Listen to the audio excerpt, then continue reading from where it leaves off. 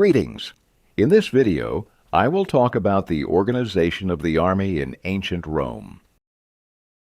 Officially, the state in ancient Rome existed from 753 BC to 476 AD, that is, for over 1,000 years, and naturally, the structure of the army and its armament evolved significantly.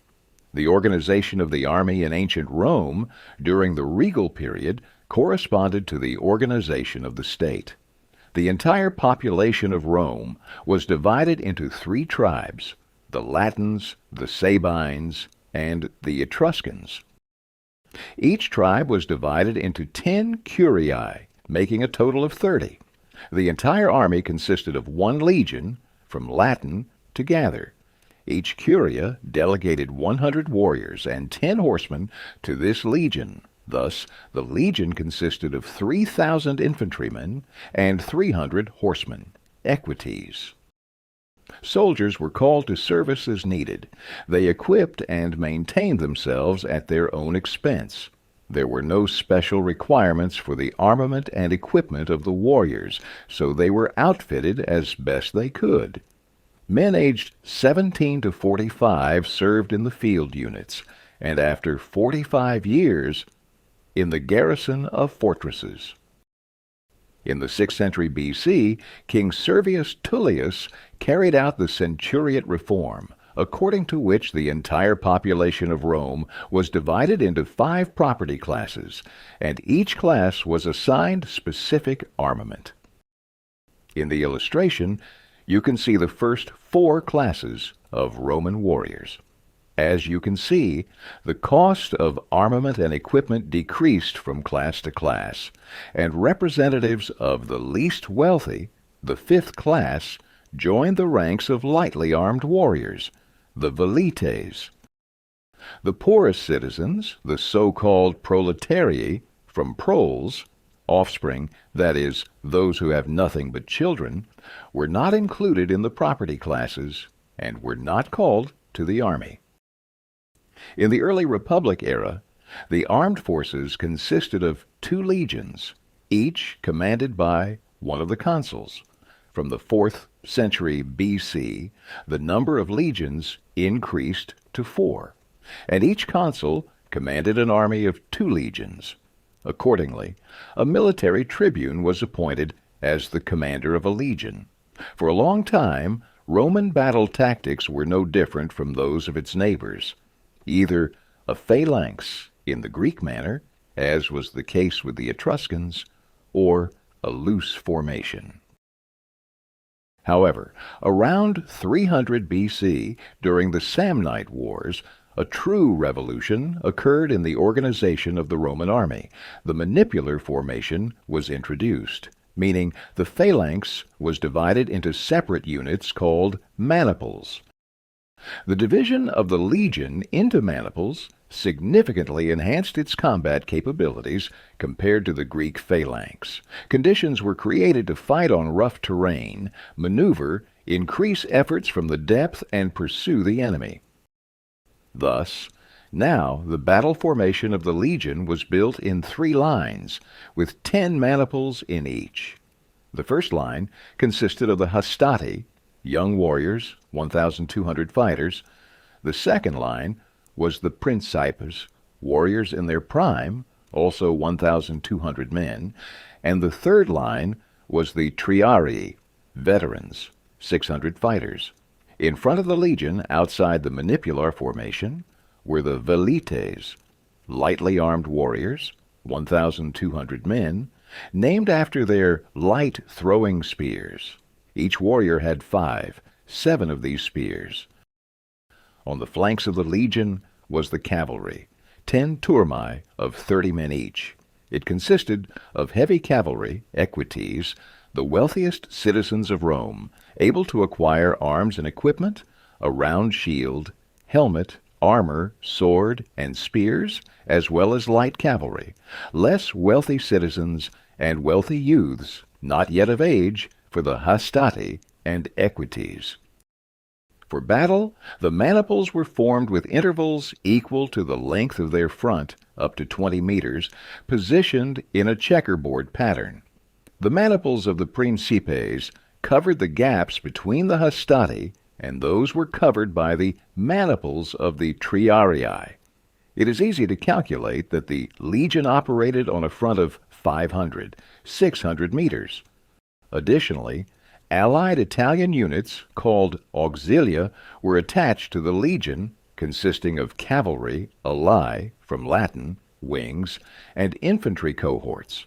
The strength of Allied units usually matched the strength of the legion.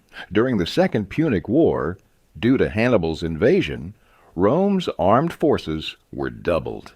Each army had 4 Roman legions and an equal number of Allied troops.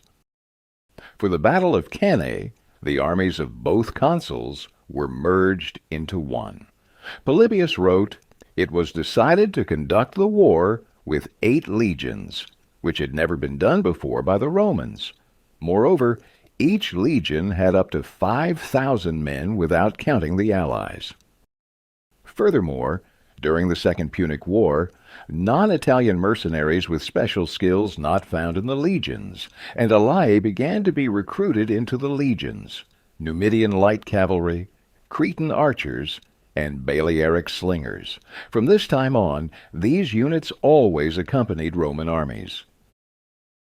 In 107 BC, Gaius Marius implemented another reform that fundamentally changed the nature of the Roman army. Marius began recruiting volunteers from the ranks of impoverished citizens who previously were excluded from property classes and were not called up for military service. Accordingly, the state took on the responsibility of equipping and maintaining these soldiers, and upon retirement, legionaries who had completed their service received plots of land and a certain sum of money for settlement. What did this lead to? A permanent professional standing army was created, significantly more proficient than before.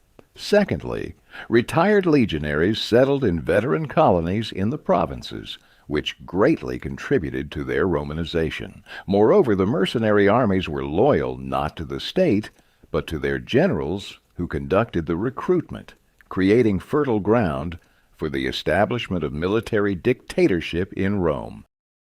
Due to the actual disappearance of the census requirement, the previous division into Hastati, Principes, and Triarii disappeared within the army. This led to greater uniformity in training and equipment. The cavalry and light infantry began to be recruited exclusively from allies and provincials. Most importantly, the manipular formation became obsolete. Now, the legion consisted not of 30 maniples, but of 10 cohorts. The first cohort comprised 5 centuries, each with 160 soldiers.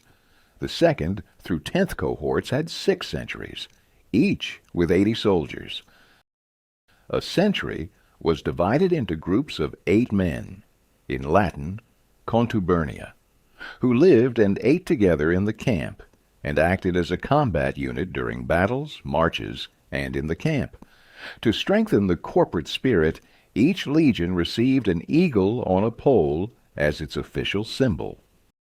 It is easy to calculate that the legion's strength was almost 5,000 fighters. If you add to this the auxiliary personnel, servants, and slaves, the total strength of the legion could reach up to 6,000 people. As before, the legion was supplemented with allied units of the same size. At the beginning of Augustus's reign, the number of legions reached 40, but he gradually managed to reduce their number to 25. During the Imperial Era, legions were given permanent stations in the provinces, and recruitment was carried out locally. In the city of Rome, there was the so-called Praetorian Guard, consisting of 10 cohorts of infantry with 1,000 soldiers each, and 1 cohort of cavalry. Additionally, 3 urban cohorts were stationed there.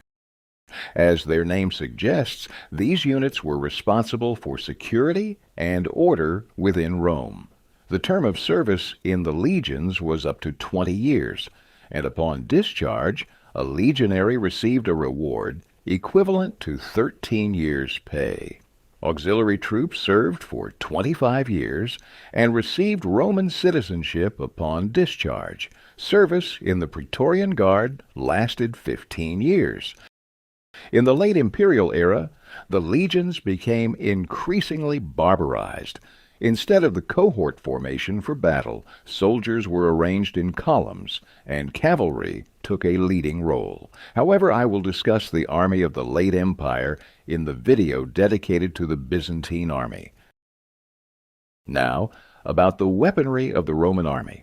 The first thing to mention is the spear, Hasta. This term is multifaceted.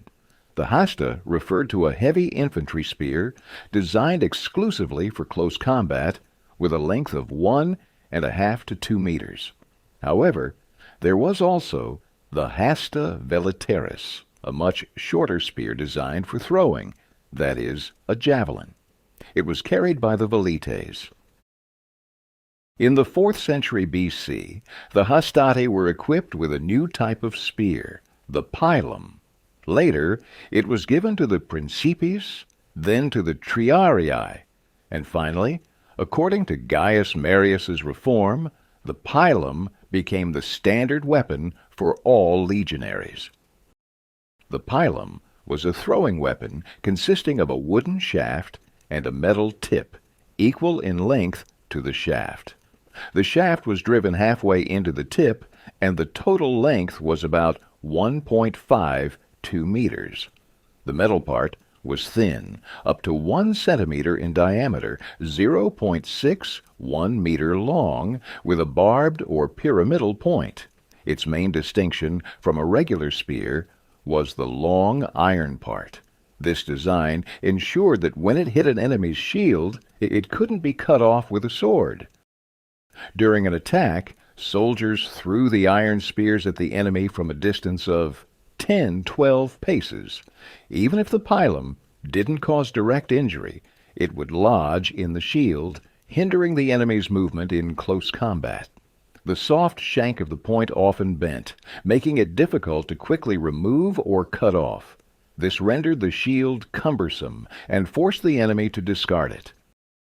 If the shield remained in the enemy's hands, an approaching legionary would step on the shaft of the embedded pilum, pulling the enemy's shield down and creating an opening to strike with a spear or sword. Besides the standard pila, weighing up to 2 kilograms, heavy pila, 4-5 kilograms, were also used. These could pierce not only a shield, but also an armored opponent. The primary weapon of a legionary was the sword, Gladius, which from Latin means smooth. Several types of Gladius have survived to this day, but the general characteristics of all types are similar. The length of the sword reached 60 centimeters, and its width was 7 centimeters. It was worn on the right side, not the left. Its small size made it very convenient for use in tight formations and in hand-to-hand combat with close contact with the enemy. Given the intended use of the gladius, you can easily guess that it was primarily used as a thrusting weapon, although, if desired, it could be used for thrusting, slashing, cutting, and even throwing if necessary. The weaponry was complemented by a double-edged, broad dagger, the Pugio, which was used by the legionary as a personal weapon. The blade of the Pugio was very wide, ranging from 15 to 35 centimeters. It could be used in the tight conditions of hand-to-hand combat, allowing for strikes without a backswing. Moreover, the Pugio could be held in both a standard and reverse grip, enabling strikes from above. However, the dagger was mostly used for everyday purposes, preparing food and performing various tasks in the camp. During the Imperial Era, legionaries received a new weapon, the Plumbata.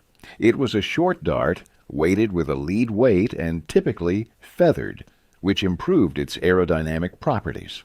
It's easy to guess that the Plumbata represented a creative development of the Pilum concept. However, the Plumbata could be thrown much farther, almost the same distance as a light dart. But while a dart would nearly expend all its initial throwing energy upon release, and even upon hitting the target, causing minimal damage, the Plumbata retained a reserve of energy even at the farthest point of its flight, enough to inflict significant harm on the target. Among the defensive armaments, it is worth noting the Scutum, a large, rounded shield of legionaries, unsuitable for individual combat, but highly effective in formation. It reliably protected the legionary from blows from all sides, except piercing strikes from above. The dimensions of the Scutum were approximately 75 centimeters in width, about 1.2 m in height, and weighing 8–10 kilograms. It was made from several wooden planks glued together, covered with calf leather, and reinforced with iron strips along the edges and perimeter. In the center of the shield was attached a convex iron umbo of circular shape. The shield handle was horizontal and grasped with a full grip. Legionaries held the shield not in front of the chest, but along the left side, pressing against the enemy, leaning on the shield with their shoulder, and assisting themselves with a short sword, which was more convenient to carry on the right side when using the shield in this way. Among other notable pieces of defensive equipment, I will mention the helmet and armor. Helmets, galea, initially were made of bronze and later of iron. Unlike the Greeks, helmets in the Roman army did not protect the face, which remained exposed, but due to the tactics employed, this was not a significant issue. There are several varieties of helmets, but generally, the Roman helmet included the following main elements: a dome of hemispherical shape, a wide brow guard, and movable cheekpieces. It was usually worn together with an undercap made of felt, fabric, or leather. Officers used the same type of helmet as legionaries, but with some modifications. Centurions attached a transverse crest, or plume, made of horsehair and feathers, to their helmets. For this purpose, there was a rosette on the crown of the helmet to hold the crest holder, and on the sides, 2 rings for its fixation in a transverse position. There were several varieties of armor. Latin Lorica used. I will mention some of them. The cheapest, and therefore the most common armor, was the Lorica linteata, a cuirass made of leather or several layers of fabric. Leather cuirasses were simply called lorica from the Latin word for strap.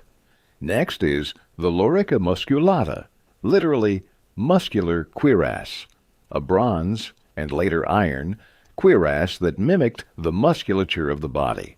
Its shape, as you can easily guess, was borrowed from the Greeks. The Lorica hamata was a chainmail armor used from the 3rd century B.C. However, chainmail was quite expensive and mainly worn by officers. The Lorica Plumbata was a further development of the previous type. Metal plates were vertically attached to the chainmail, partially overlapping each other. The plates resembled bird feathers, hence the modern name of such armor, from pluma, meaning feather. Incredibly expensive, this type of armor was available exclusively to military commanders. The Lorica squamata, or scaled armor, was similar to the previous one, but here the metal plates were attached to a leather base. Finally, the Lorica segmentata, or segmented armor, consisted of iron strips, paired and fastened with leather straps on the chest and back, forming a hoop that encircled the soldier's torso.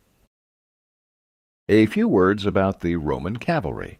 Instead of saddles, riders used animal skins. There were no stirrups, which naturally meant that cavalrymen couldn't attack at full gallop. The rider would simply fall off the horse due to the inertia of movement. As a result, All combat actions were performed in place. Coupled with the fact that the horses were not shod, the value of cavalry in battle should be evaluated as extremely low. Cavalrymen were armed with a lance called a Lancea and a sword called a Spatha. The Lancea was a cavalry spear up to 2.5 meters long with a leaf-shaped tip. Naturally, the Lancea was considerably longer than the Hasta. The Spatha was a cavalry sword up to 1 meter long. The width of the blade varied from 4 to 5 centimeters, and its weight reached 2 kilograms. The handle of the Roman Spatha was made of wood and bone, similar to that of the Gladius. In the late Empire era, due to the barbarization of the army and the simplification of combat formations, the Lancea and Spatha became the main weapons of the infantry. Speaking of the ancient Roman army, one cannot fail to mention the castrum, the Roman military camp. Legionaries constructed such camps at each of their halts. The camp was a square, later a rectangle, with a length 1/3 greater than its width. First and foremost, a space for the praetorium was marked out. This was a square area, each side of which measured 50 meters. Here, the commander's tent, altars, a tribunal for addressing the soldiers by the general, and military gatherings took place. To the right stood the quaestor's tent, to the left, the tents of the legates. On both sides were the tents of the tribunes. A street, 25 meters wide, ran in front of the tents across the entire camp. Another street, 12 meters wide, intersected the main one. Gates and towers were situated at the ends of the streets. The legionaries' tents were arranged in regular rows along the sides. There was a distance of 50 meters between the ramparts and the legionaries' tents to prevent enemies from setting the tents on fire. In front of the camp, obstacles were arranged. A strip of sharpened stakes, wolf pits, trees with sharpened branches woven together, forming an almost impassable barrier. It remains to add that the camps were constructed so solidly that modern cities such as Cologne, Colonia Agrippina, Vienna, Vindobona, and many others grew out of such camps. Each legion had its standard, the aquila, in the form of an eagle made of silver and gold, and placed on a pole decorated with metal rings, Cavalry. With that, I conclude my tale. Goodbye.